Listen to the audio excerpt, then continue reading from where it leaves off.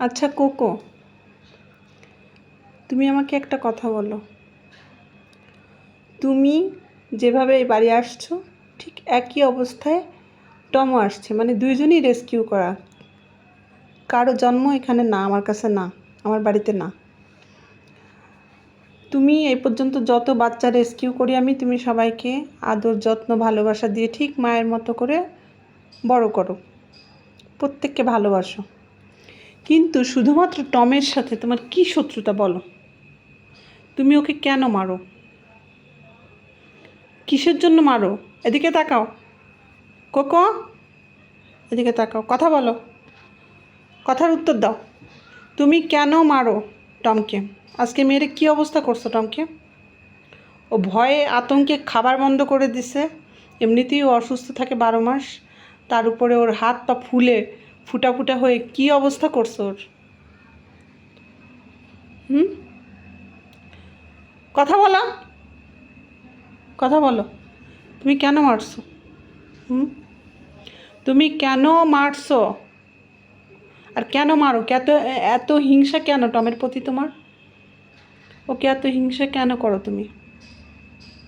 তুমি সবাইকে ভালোবাসো, সবার যত্ন নাও, আদর করো, শুধুমাত্র এদিকে তাকাও, শুধুমাত্র তুমি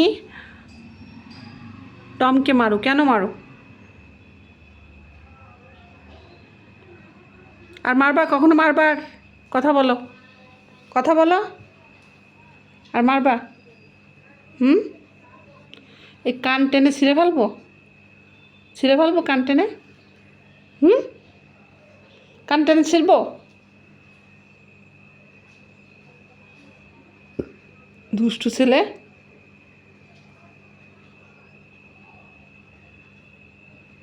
তোমাকে অ্যাডপশন দেওয়ার জন্য অনেক চেষ্টা করছি, আমার পছন্দ অনুযায়ী কাউকে পাইনি। আর পছন্দ অনুযায়ী পাইনি বলতে আসলে আমার মনই সায় দেয় না দিতে, মায়া লাগে।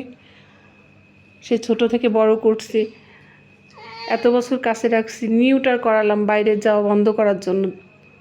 তুমি কম জ্বালাও নি। তুমি এক এক বিল্ডিংয়ের উপরে যে 3 দিন 4 দিন বসে থাকতাম, লোক দিয়ে টাকা দিয়ে তোমাকে কয়বার করে নামায় নিয়ে আসছি। তারপরে নিউটার করালাম, তারপরে তুমি একটু ভদ্র হয়েছো, বাইরে যাওয়াটা বিল্ডিংয়ে ওঠাটা এটা বন্ধ করছো। কিন্তু তুমি এখন ঘরে বসে যে কী জ্বালাচ্ছ। তুমি টমকে মারো, এই জন্য তোমাকে ছাদে রাখার ব্যবস্থা করা হয়েছে। শুধুমাত্র একটা কারণে তুমি ছাদে বন্দি থাকো, তারপরে তোমার স্বভাবের কোনো পরিবর্তন নেই। মাঝে মাঝে তোমাকে নিচে নিয়ে আসি যে বন্দি থেকে থেকে তুমি অতিষ্ঠ হয়ে যাও, ওখানেও তুমি মারামারি শুরু করছো সবার সাথে। কি কথা বলো? ফেলে দিয়ে আসবো? তোমাকে ফেলে দিয়ে আসবো? বলো, ফেলে দিয়ে আসবো না ভালো হবা?